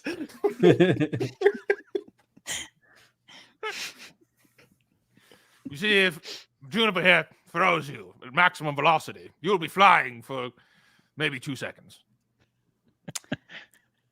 That's a long time to Flying? be flying. Or falling with style. I don't like either one of those. There is no style involved. But let's Klaus, let Sergeant Fruitcake scout first. Klaus, you'll be standing there for quite a long time. You can't see where invisible Ian is to know what's going on. But he doesn't come back right away. And so time will pass. Eventually, Sergeant Fruitcake will fly over. Okay, I am scouting. And he starts to dictate to you as he's flying along. I am doing the scouting now. Hello down there. How are you? My name is Sergeant Fruitcake. I am the scout of the group. Yes, it's good to see you all. Oh, I see. He actually got the top marks in stealth among that whole army. But that's only because he lost his trombone. But this is why they lost to the Nutcrackers. They were the winners of the Battle of Chestnuts. Were they? I see. You are little rats. Yes, you little rats with Nutcracker soldiers. Very, very funny. Very funny. Hello, my friends. They are rats up here sitting in the throne. Little rat. How big are these rats? They're the size of rats. But like, you obviously haven't been to New York City. in relation to me, how big are they? Yes. How many Mories are they? Yeah, maybe 1 or 2 Morris apiece. Those are not rats. Those are New York rats. they are. 2 Morris apiece. All right. I'd like to know what you're all doing because you all start to see a very large, very bright spell being cast. It looks like it's channeling. It's lighting up the whole chamber. You guys are still below on the stairs. I'd like to know what you want to do as you see this light up.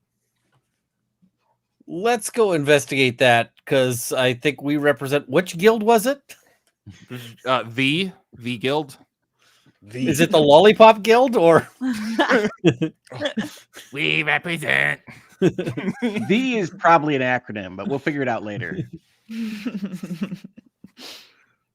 ROUS is rodents of unusual size. As we move forward, everybody roll initiative. Oh no. Okay. 16. I got a 4. I got a rock. I'm also a 16. 16. Do we need a tie break?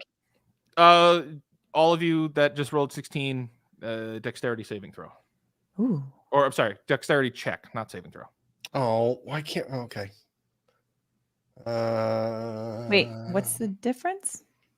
Saving The big throw- numbers at the top are the checks. Yeah.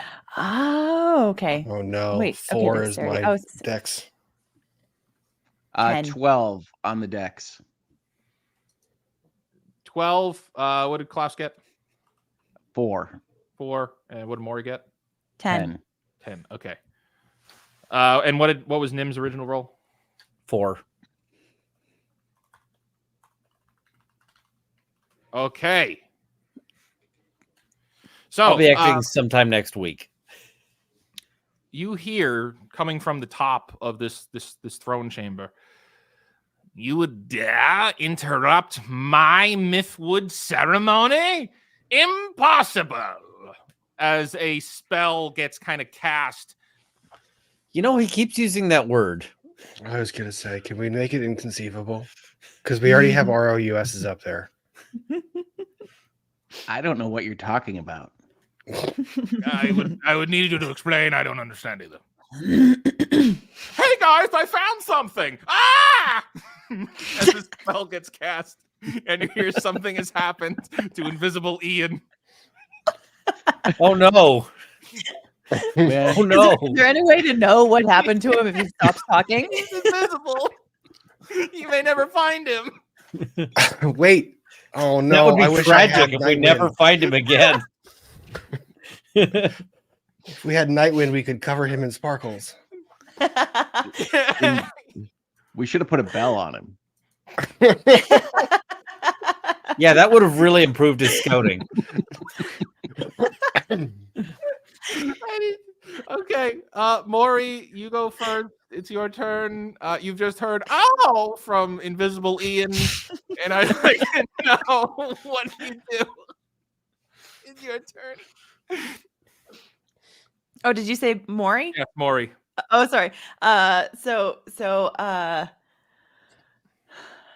Well, I guess Maury's gonna start. She's gonna hop off of Mr. Manager's shoulders, and she's gonna start like trudging towards this glowy substance that's happening. Okay. Wait, he's a Fed? as you get up to the top, you'll see that it is a very golden, ornate chamber room. But what was just summoned was 4 nutcrackers to stand there as guards. And you see standing on the throne is a New York-sized rat holding a different scepter, wearing very ornate vestments. The rat is. You know, Okay. I've dealt with these kind of rats. They're no good. They're never up to any good. Man, Maury's got a history. Really? Because rats have such a good reputation. Yeah, but Maury's got problems with I know, but these nutcrackers and guys, rats. no. You dare come into my chambers on Mythwood Eve? Be gone with you.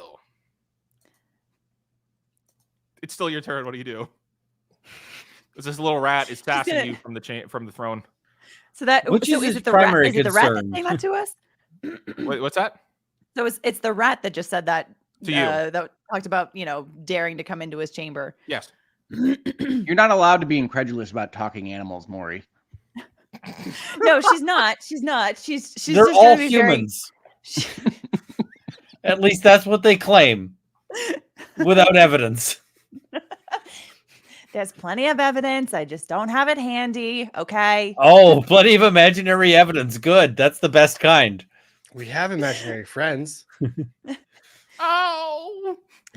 So Maury is she's gonna wave her little claw at the rat, and she's gonna say, "You rats, you're never up to any good." And then she's gonna shoot a ray of frost at him. Okay, roll to attack. It's an 8. You call me a rat? I am the Rat King. As it goes Which wide. kind of implies rat, doesn't it? You How will can you address be- me with respect. I will not. I'm Yeah, sorry. deserving That's of a rat. I think we should respect his title.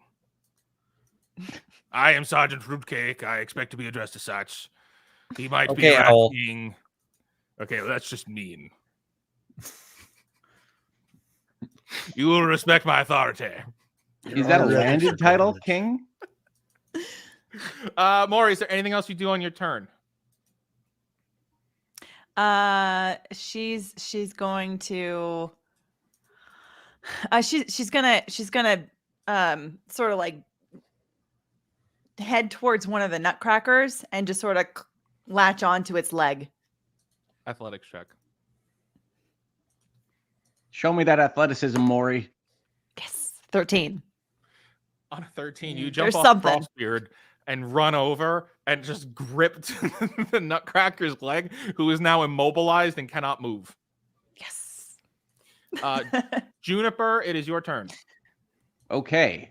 I run into the room and flip up onto the shoulders of the nutcracker that Maury has recently attached to. Athletics with advantage. Okay. Cannot move.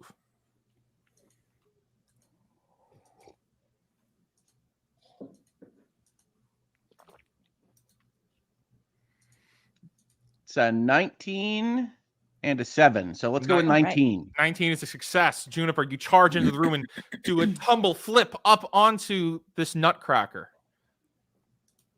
All right. So I'm going to try to keep that nutcracker from moving and help him tumble to the ground, all while jingling my bells as much as possible. Ah, yes. Jingle those bells, Juniper. Good job. Please roll a strength. Actually, just roll an attack. You have unarmed attacks. In I action. do. We are going to hit you without arms. I mean, we're going to use our arms, but not armament. 15. To hit is 15. Roll for damage. Okay. 6. As you jump using your gymnastic abilities, jingling of your bells, you jump on top of the shoulders of this Nutcracker and do karate attacks, which brings the thing down. Maury, you're able to sweep the leg, and the creature, or the Nutcracker. Wait, isn't that an falls. illegal move? Yeah, if we're in the Valley Karate Tournament. Wax on, wax off. As the Nutcracker smashes onto the ground, it just shatters into springs and wooden pieces. The other Nutcrackers start waving their arms like Minecraft, concerned that Maury, the Nutcrack Destroyer, is here. That's how we do.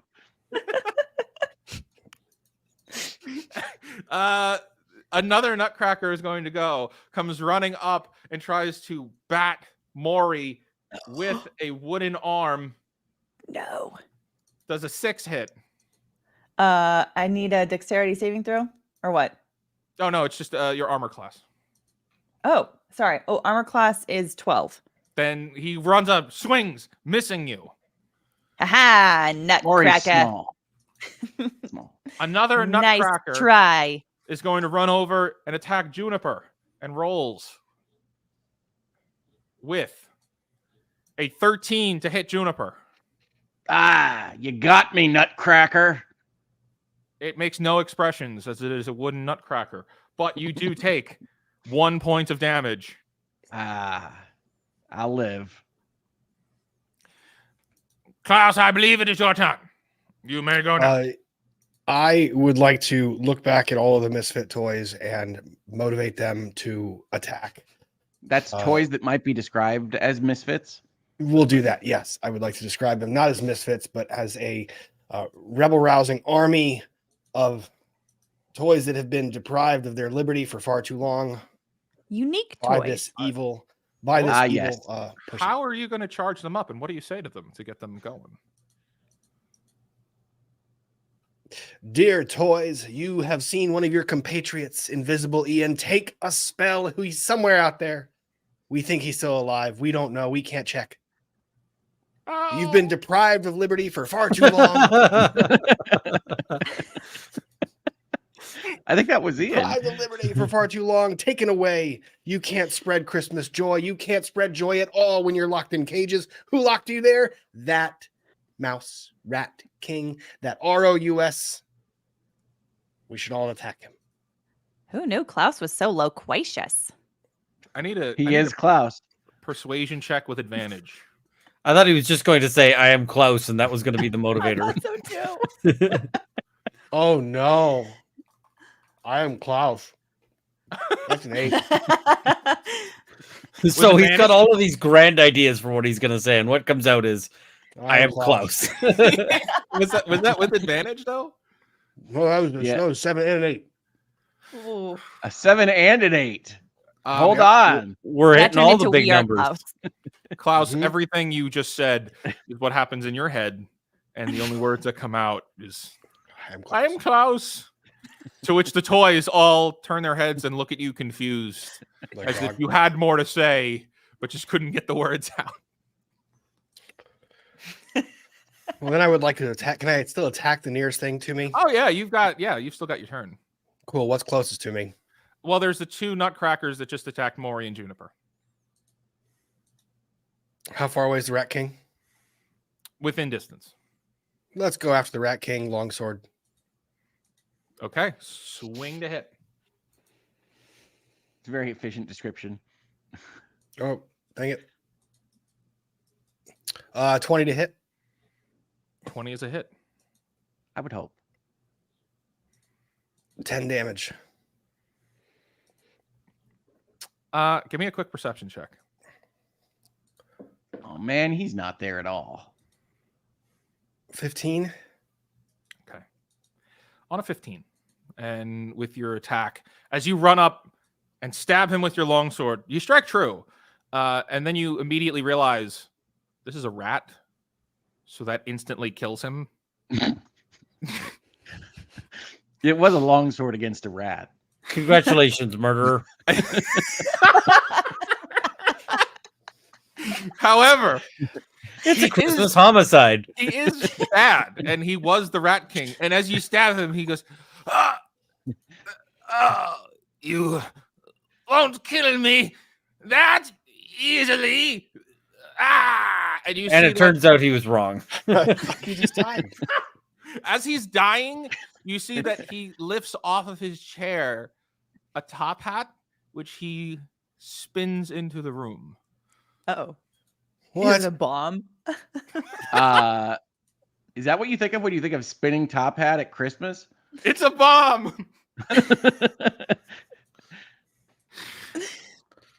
At which point, you'll all see as this spinning top hat, as the Rat King dies, and his scepter falls off the chair and smashes onto the ground.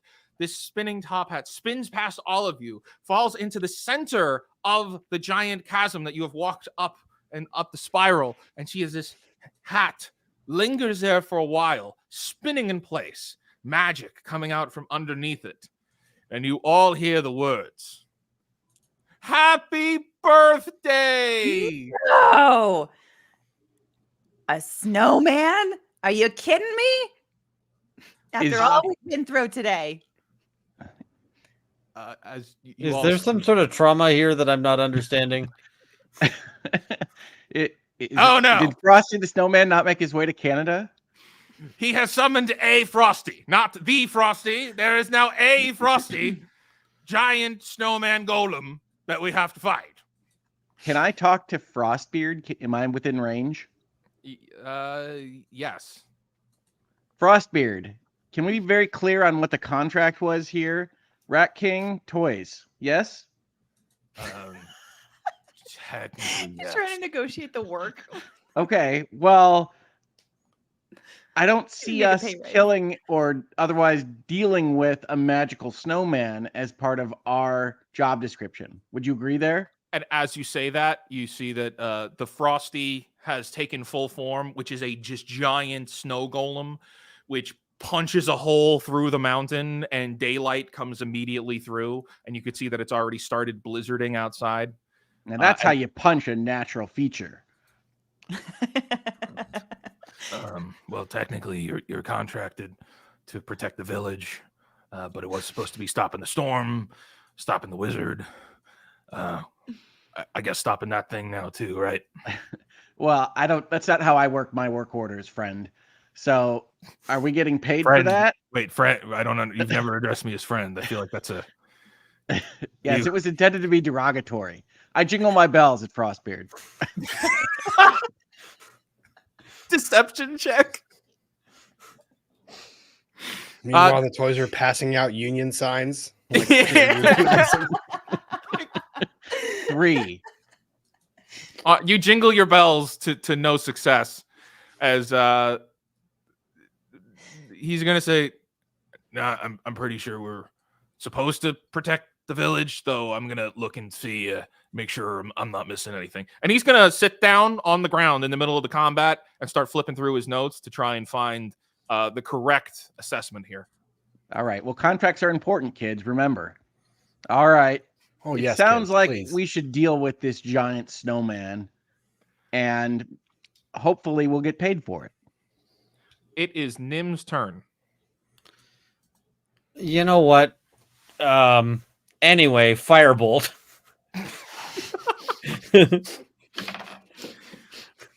AC 9 is probably not going to be as effective as we might hope. On what? The Nutcrackers or the Giant Frosty? The giant frosty. Okay, you hit the Giant Frosty and it does hit. Oh, sweet. It's massive and made of snow, so a 9 fire will hit it. That is a good thing. I don't have my D10s. Can somebody roll a D10? Yes. I should pull up an online dice roller. That's what I'm for. 3. Okay, 3 damage. 3 damage. Nim, you'll notice that as you strike this giant golem, the piece that you hit of it starts to melt a little bit, but then of the water droplets that form, it immediately turns into ice. But there's still a gap there from where you've damaged it. Okay. That at least feels like progress. Is there anything else you do on your turn? No. I was going to say I shout words of encouragement, but I don't actually feel like that's my style. We're a good hero group, as always. We're all right. we're here. That's the giant Frosty starts to go and takes 1 step forward, boom, which rocks the entire mountain as it's pulling itself out of the mountain to go and attack the village. It's not ideal. That's never good. Maury, it's your turn. There are still 2 Nutcrackers near you. One of them is still waving its hands, afraid of you. And now you see that there's this giant creature that's about to attack the village. What do you do? Okay, well, now I'm very concerned about this giant snowman. So she's gonna say, she's gonna like shout at him and go like, "Hey, Blizzard Wizard, put this in your gizzard." She's gonna hit him with a firebolt. Been working on that the whole trip. Only like the last 5 minutes. Yes, you take that, you monstrous monster. Roll to attack. It's gonna be a 15. 15. 15 hits. Roll All the right. damage. And damage. Oh man, it's a 1. Where exactly are you targeting the monster? Like right in the belly. Well, so it's got its back to you, and as you hit it on its back, trying to go through, your firebolt pierces and goes straight through the belly of this creature, which then just kind of turns and looks back overhead to look at you. Is there anything else on your turn? Maury's just gonna look back at him and go, "Hello." I need an intimidation check. Oh no. Oh No, no, this is please not gonna be go well. 'Cause please be again, it's a intimidating. -1. Hey, come on. Come on. It's a 12. Mildly intimidating. On a 12, as it looks back at you, you just hear, "Happy birthday," as it's very angry. Oh no. At which point, it's going to use a legendary action to heal itself. Oh And no. all of you will see as the melted pieces of it that have just been hit by fire fill with more snow being pulled off the ground. And No. you can tell it goes back to full health. Oh no. Juniper, it is your turn. Okay, I need a geographic understanding of the size of this snowman. So, most specifically, does his belly or lower snowball reach the ground? You can't just ask if his snowballs reach the ground. That was what I'm sorry. I thought that too. It is gargantuan sized. It's punched a hole through the mountain, so it is almost bigger than the mountain, pulling itself out. Its hat seems rather small in comparison to the size of its body. Sure. But it is Does it have a gigantic bell? around its neck. It has a bell around its neck. Oh my. Okay. Well, so Juniper is going to get into a full-on run and try to run through the snowman monster. And if it doesn't quite reach the ground, he will instead do a flipping jump through the snow monster. Ooh. Run through it as in to get outside, or Well, if that's where I wind up, because he's trying to reach out to the mountain, right? So I'm going to run through the snowman and create a juniper-sized hole through the snowman, ideally. okay. Give me an athletics check. Sure. Will it be juniper shaped like in the cartoons? Yes, I don't know. That's up to the dungeon master. it will absolutely be Looney Tune shaped. 18. And now I also need you to roll a wisdom saving throw. Wisdom save. 8. Juniper, you batten down and bolt through this giant snowman, blasting through onto the other end. At which point you realize that you are sustaining frostbite for every second that you're inside of it. So you are going to take a total of 7 damage of frostbite as your body, you come out of the other end, you're shivering. Not great, but hopefully I did some damage. You How much did- of that damage was emotional, though?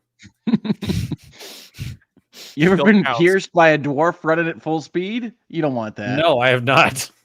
Sounds like a lot of emotional damage. Okay, and so what happens now is, Klaus, it is your turn. But before your turn begins, I need you to roll Oh, a very first. quick perception check. Perception. I am Klaus. No. That was a 3. Klaus! Klaus, can you hear me? Klaus, it is Sergeant Fruitcake of the 80th Battalion in the Battle of Chestnuts. Can you hear me? Yes, I think. Are you sure? You I'm- read me. You read me Yep. over. Yes, reading you loud and Klaus, clear. Klaus, I need you to use your army of toys that could be described as misfits. Get the hat off the creature. Sergeant Klaus Pritchett, Klaus turns to the army and says very emphatically, relaying everything emotionally, I am Klaus. Performance. And they understand, hopefully, what that means. you can't tell him what happens. I Rob know. always does this. I do it all the time. I'm more speaking myself up because I know he's going to make me throw a dice. Performance. Put all of that Come on, emotion out Klaus. on the line. 14. Klaus, as you turn and with all of the emotion that you've built up, as invisible Ian has seemingly fallen behind, and you look and you just say, I am Klaus. And from over your left shoulder, you hear, come on, guys, let's get the hat off of him.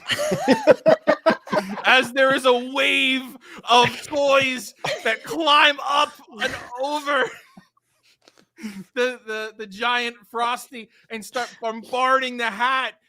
Happy birthday, as it swings up in the air trying to knock the toys off, but it is not strong enough.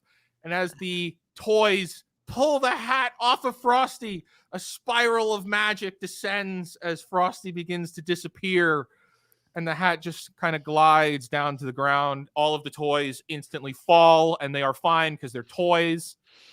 Wow, that was a really close call there. Good job murdering it. For the record, voice kills me. that was me. That was all Juniper. Mm-hmm. Sure, buddy, whatever you say. We'll make sure you're credited appropriately. Hardy comes out of it. You very clearly see up in the sky, Juniper, as a sleigh flies by, and there's a little black cat wearing a red suit, and as a unicorn pulls the sleigh across, and you Oh, get no. drenched in glitter, and it flies away. And that is where we are going to end today's holiday special with you guys successfully rescuing Yulevale. All of the toys return back to the town, and everybody enjoys Mythwood Day. Congratulations. Thank you. God bless us, everyone. Oh, and thank you everybody in chat with us this morning, and thank you to my friend Rob. You can check out his channel, Law and Lumber, for some awesome law and/or lumber. Thank you, Alita. You can check out her channel at Legal Bytes. And what are you doing now, Alita? Lately, I've been covering the Jonathan Majors trial. I've been doing recaps of each day of it, so I'm soon to be catching up on How many it. Kang puns have you worked in? Any? I actually zero. I've No references managed to to Kang keep at it all. like pretty straightforward. Yeah, In it's a this pretty trial. serious case. Yeah, yeah. It's not every day that we get to pun all the time. That's why we do use so many here. And True. thank It's you, true. Ian, at Runkle of the Bailey. If you're interested in more Canadian outtakes and general dysfunction, you can check out his channel. He's awesome. Ian, what are you working on right now? I've got a few things. There's some SovSit cases. I That's also sovereign need citizen. I also need to do a big discussion of so Bill C-21 passed here in Canada, which is a big gun control bill. It is it's awful. It's going to get some people killed. So we'll talk about that. I also have a secondary channel, which is Role of Law, where I talk about this kind of geek stuff. So if you like this kind of stuff, that might be a channel to check out. So And Rob, since I didn't do your prompt correctly, what do you got going on that you want to share with everybody here? Oh, not a whole lot. We just finished a lot of the Take Care of Maya coverage. We got some shenanigans going on in that. And I'm taking a much needed break the next week to go on a little bit of a celebration for vacation. Yeah, definitely. Nice. Everybody should enjoy the holiday season. And David, thank you so much for putting this all together for us, folks. This is a Lawyers and Dragons holiday special. We might wind up doing future specials. If you like this format, let us know in the comments, either on my channel or on David's. Let us know in the chat. We like doing these with you, but probably more in the special kind of vein than the full season. That was getting a little difficult, honestly, for me personally after this year. And then for a lot of us getting together as we do. So please let us know. Thank you so much, David. We can't do it without you. Your voices are priceless. Amazing. I am in love with Invisible Ian. And so oh, that's unfortunate. I am. He's with me now. But thank you so much. I got to run. My eldest Hoagling, as I think co-counsel calls them, is stage managing a Christmas play today, and so I'm going to go and be very proud of what she's done, I'm sure. So thank you, Yay. That's everybody, awesome. for being here, and we will see you on the next episode of Lawyers and Dragons, whenever that might be.